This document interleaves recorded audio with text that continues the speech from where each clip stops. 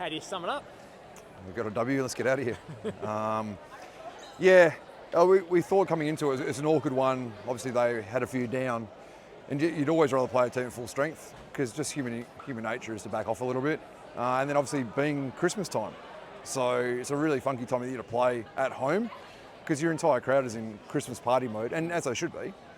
But then it sleeps into your own team. Whereas if you're on the road, like we were on the road last year for this kind of game, you can be very much like a work trip. So it's really hard to block out the noise at home. So just to get out of here with a W we'll take. So you thought it was a danger game that they could have easily just not been on? Well, you saw the first half. Yeah. Like just asleep. Again, the halftime adjustment was an ass kicking, or a butt kicking, sorry. You might need to blurt that out. I just needed to wake up. Again, like there was nothing X and O wise that was killing us, but they had what felt like 20 points in the first 7 minutes. Like we couldn't get a stop. And it was all simple things like Russell and Ernst, like tap out offensive rebounds, they got to play again. Some simple scout we just couldn't get right. There was nothing fundamentally in the X and O's we couldn't figure out. It was just a lack of attitude and effort early. Kick their backside at half time. Like we talked about these things on the whiteboard. That one's wrong, that one's wrong, that one's wrong. Let's try and get that one right first before we start changing some stuff. And they play harder. And then that third quarter, you saw us fly around a little bit more.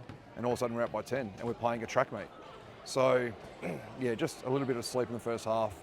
Understandably so, being Christmas. But again, not an excuse we'll tolerate. Then Amy comes out and goes nuts in that third quarter. Like when she's on, she changes games, doesn't she? Yeah, and again, you listen to Steve Kerr talk about Steph Curry in terms of like the ultimate no, yes kind of shots. Like, I think she shot 3 or 4 of them that were just like, Amy, what the heck is that?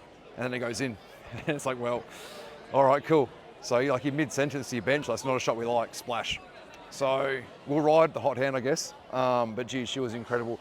Her offense has always been really good, especially when she's on. When she's on, she's world class, as everyone talks about.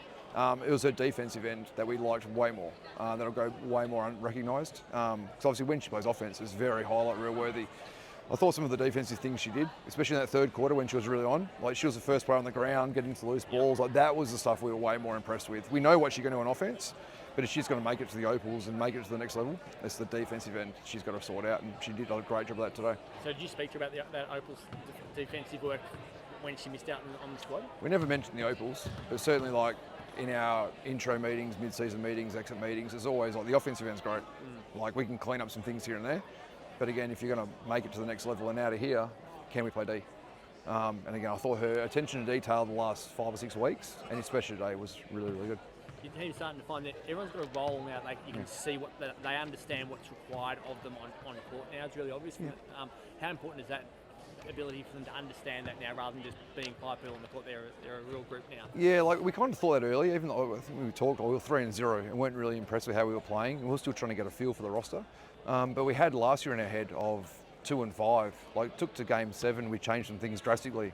But people started to settle into their roles about game 9 or 10 last season, of which we're hitting right now. So it was kind of expected to a little bit, or hoping we get lucky 2 years in a row. But we've got some data of that's about when our team falls into a sink and they start realising what the shots are that we like. Because again, we play very, very differently. So early on, it's really chaos. Again, same thing last year, really, really chaotic the first half of the season. In the second half of the season, it makes a lot more sense. The shot quality is a lot better. The wild stuff generally gets phased out a little bit.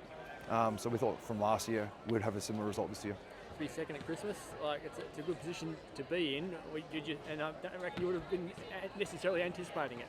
No, and the seconds, again, I don't want to be the Grinch at Christmas time, but the second bit's irrelevant. As I said before, it's a race of 12 wins. And there's clearly right now 5 teams in a playoff hunt, and someone's going to miss out. So we're at 7. That's great. Again, we don't try and rub it in with Annalie, but again, Bendigo were in a better position last year than what we are now and missed. So we're on 7, we've got to get 5 more. And we have Canberra at home next, and then we're on the road for what feels like the better half of the second half of the season. So we've got to keep clocking them up. We have 5 more wins we've got to get. Very good.